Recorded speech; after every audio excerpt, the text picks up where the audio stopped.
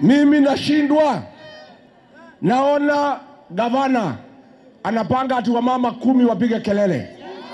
Mimi nauliza, wewe gavana, kama unapanga maandamano, si Ruto aliua watoto ya Gen Z, mbona hukupanga maandamano?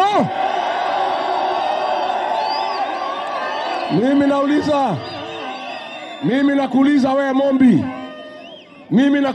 Mombi, tangu Kasongo alete mchele kutoka Pakistan ndio watu wa Mwea waumie, ulikosa wakina mama hata 300 wakuje kwa barabara wapige kelele Kasongo waone aibu.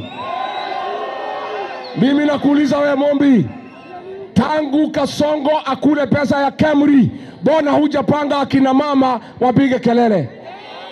Lakini ukisemekana wewe ni msaliti, wewe ni mtu ya Kasongo, ati unataka kutuonesha kiburi.